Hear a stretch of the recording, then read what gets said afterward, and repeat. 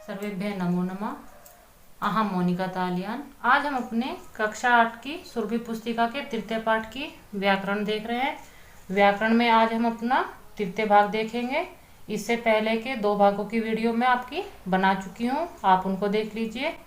पहली वीडियो में मैंने आपकी प्रथमा विभक्ति कराई थी, दूसरी वीडियो में आपकी मैं द्वितीय विभक्ति करा चुकी हूँ। तृतीय विभक्ति को समझने से पहले आप उन वीडियो को देख लीजिए, जिससे आप अपनी विभक्तियां क्रम से समझ सके। विभक्तियों को समझने के लिए आपको आपके कारक चिन्ह भी याद होने चाहिए। कारक चिन्ह की वीडियो भी मैं आपकी प्रथम विभक्ति के साथ बना चुकी हूँ, लेकिन हम आज उनको दोबारा देखेंगे, क्योंकि बार बार आप कारक चिन्ह को देखेंगे तो आप अपनी विभक्तियों को और अच्छी तरह से याद कर पाएंगे। चलिए, करण कारकम तृतीय विभक्ति देखने से पहले हम अपने कारक चिन्ह देख लेते हैं। कर्ता ने कर्म को करण से के द्वारा, संप्रदान को के लिए, अपादान से अलग, संबंध का के की रारेरी, अधिकरण में पर। कारक में आपकी संबंध कारक की गणना नहीं होती, लेकिन विभक्तियों के कारण यहाँ पर आपका संबंध जो कारक है उसको लिखा गया है। यहाँ पर आपने ध्यान दिया है कि आपका से और से चिन्ह आपका 2 बार आया है। करण में तृतीय विभक्ति में भी आपका से चिन्ह आता है और अपादान पंचमी विभक्ति में भी आपका से चिन्ह आता है। इन दोनों में बहुत भिन्नता है।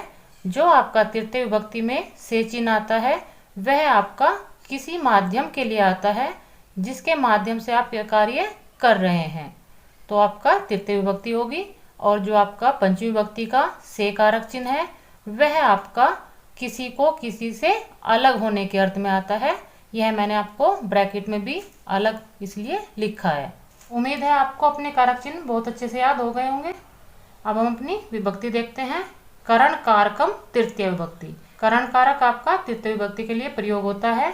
निम्नलिखितानि वाक्यानि पठन्तु। निम्नलिखित वाक्यानि पठन्तु का अर्थ है कि ये जो वाक्य लिखे हुए हैं इनको आपको पढ़ना है। काकः मृत्तिकया गृहं निर्मितवान। कौवा मिट्टी से घर बनाता है। चटका तृणै स्वगृहं निर्मितवती। चिड़िया तिनकों से अपना घर बनाती है।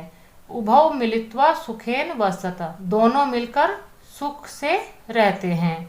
आनंदेन भोजनम करोतु। आनंद से भोजन करो।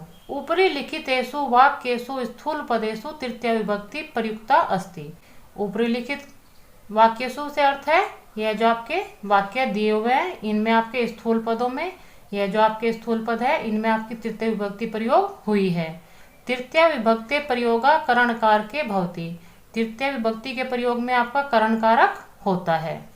करण कारक का चिन्ह आप अपने कारक चिन्ह से पहचाने चुके हैं कि से और के द्वारा करण कारक में होता है। अधोलिखितानि वाक्यानि पठन्तु। अधोलिखित वाक्यानि पठन्तु, ये जो आपके नीचे वाक्य लिखे हुए हैं इनको भी आपको पढ़ना है।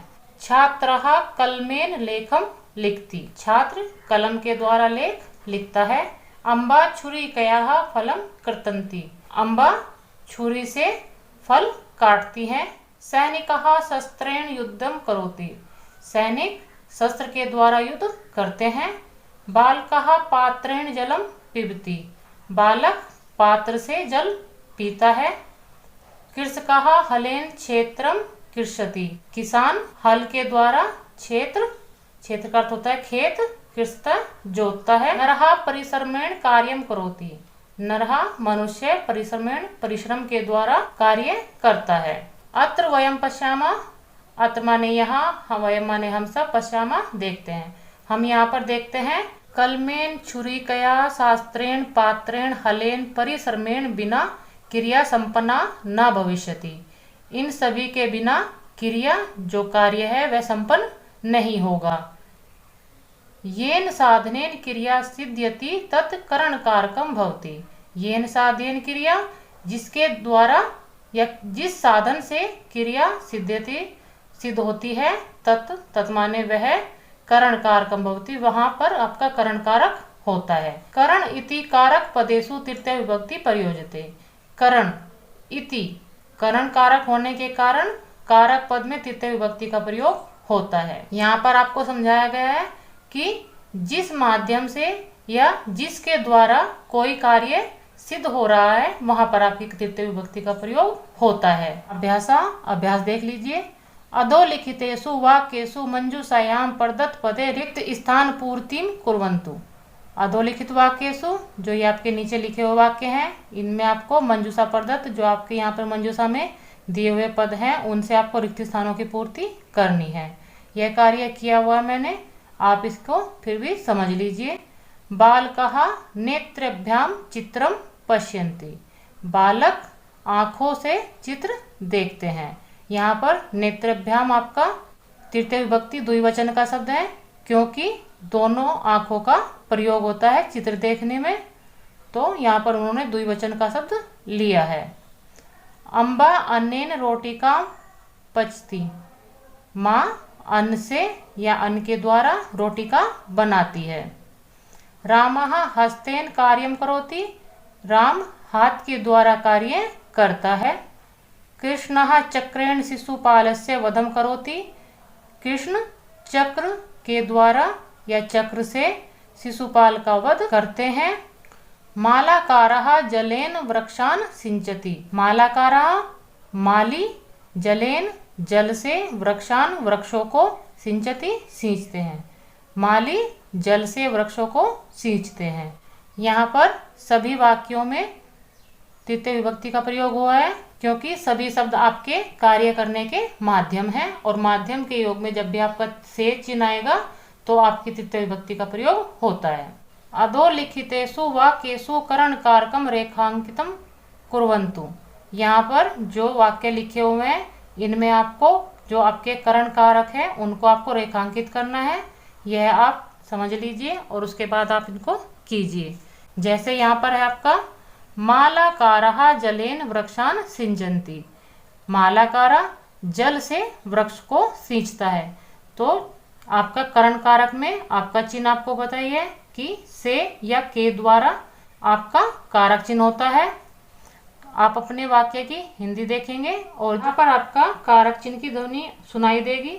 उस कारक चिन्ह से पहले वाले शब्द में आप अपनी विभक्ति का प्रयोग कर लेंगे, उसी से आप अपने करण कारक को पहचान लेंगे। जैसे आपका यहाँ पर है मालाकारा माली जल से, तो यहाँ पर आपका से कारक चिन्ह आपको सुनाई दे रहा है, तो हम जलेन को रेखांकित कर लेते हैं, क्योंकि जलेन में आपकी तृतीय विभक्ति का प्रयोग हुआ है से कारक चिन्ह के कारण। सीता स्वरेण गीतम गायति। स्वरेण में आपकी तृतीय विभक्ति का प्रयोग हुआ है कि गीता स्वर से गीत गाती है, तो स्वर में आप अपना रेखांकित कर लेंगे। श्यामः पुष्पै मालाम रचयति। श्याम जो है पुष्प से फूलों से माला की रचना करता है, तो आपका से कारक चिन्ह पुष्प के बाद सुनाई आ रहा है, तो हम अपना पुष्पै में रेखांकित कर लेंगे। सूर्यः स्वकिरणै शीतम हरति। सूर्य अपनी किरणों से शीतम हरति, शीतलता को हरता है, तो यहाँ पर तृतीय विभक्ति का प्रयोग आपका स्वकरणै में हुआ है, तो आप अपने स्वकरणै को रेखांकित कर लेंगे। छात्रः उच्च स्वरेण पुस्तकम पठति। छात्र ऊंचे स्वर से पुस्तक पढ़ते हैं। आपका ऊंचे स्वर से कारक चिन्ह आपका ऊंचे स्वर के बाद आपको सुनाई आ रहा है, तो आप अपने ऊंचे स्वर को तृतीय विभक्ति होने के कारण रेखांकित कर लेंगे। इस प्रकार हम अपने करण कारक को और भी अच्छे से समझ चुके हैं। प्रश्न संख्या 3 देख लेते हैं। प्रथमे अभ्यासे लिखितेषु वाक्येषु कर्ता कर्म करण क्रिया पदानि पृथक कृत्वा लिखन्तु। अभी आपने अपने अभ्यास में प्रश्न संख्या 1 जो की थी, उसमें जो आपके वाक्य आए थे, उन वाक्यों में से आपको अपने कर्ता कर्म और क्रिया को पदों को पृथक करके लिखना है। यहाँ पर आपका जैसे मैंने कार्य किया हुआ है, क्योंकि हम यहाँ पर वाक्य नहीं देख पा रहे हैं, आप अपने वीडियो में थोड़ा पीछे करके अपने वाक्य देख सकते हैं, या जब आप अपनी पुस्तक में अभ्यास कार्य करेंगे तो आप अपने पिछले वाले पृष्ठ पर अपने वाक्य देखकर यह कार्य कर सकते हैं। ध्यातव्यम यत्। ध्यान दीजिए कि सह अलम विना काणः बधिरः इति पदानाम योगे अपि तृतीय विभक्ति प्रयोज्यते। सह का अर्थ होता है साथ, अलम बस, बिना बिना के योग में, काणा और बधिर आपका अंग विकार के पद हैं, इनके योग में भी आपको तृतीय विभक्ति का प्रयोग करना है। जैसे आपने द्वितीय विभक्ति में विभक्तियां सीखी थी अपने उपपद के योग में, कि हम अपनी कारक चिन्ह से अलग भी विभक्तियों को प्रयोग करते हैं इन शब्दों के आने पर। उसी प्रकार यहाँ पर आपके इन शब्दों के योग में आपको तृतीय विभक्ति का प्रयोग करना है। उदाहरण दृष्ट्वा रिक्त स्थानानि पूरयन्तु, उदाहरण देकर आपको रिक्त स्थानों की पूर्ति करनी है। पुत्रः जनकेन सह गच्छति, पुत्र पिता के साथ जाता है। यहाँ पर आपका जनकेन में तृतीय विभक्ति प्रयोग हुई है, वह आपकी सह के योग में प्रयोग हुई है। विवादेन अलम, विवाद में आपकी तृतीय विभक्ति प्रयोग हुई है अलम के योग में। इसी प्रकार आप अपने रिक्त स्थानों को पूरा करेंगे। यह मैंने किए हुए हैं, आप इनको फिर भी समझ लीजिए। सीता रामेण सह गच्छति, सह के योग में आपको राम पद में तृतीय विभक्ति का प्रयोग करना है, तो आपका शब्द बनेगा रामेण। प्यु सह शशकेन सह क्रीडति, यहाँ पर शशक शब्द जो है आपका, उसमें आपका सह के योग में तृतीय विभक्ति का प्रयोग होगा, तो आपका शब्द बनेगा शशकेन। कलहेन अलम, अलम के योग में आप कलह में तृतीय विभक्ति का प्रयोग करके कलहेन शब्द बनाएंगे। उत्साहेन बिना कार्यम न भवति, यहाँ पर आपका बिना के योग में उत्साह में तृतीय विभक्ति का प्रयोग हुआ है। सह नेत्रेण काना अस्ति, यहाँ पर नेत्र में आपकी तृतीय विभक्ति का प्रयोग हुआ है काणः शब्द के योग में।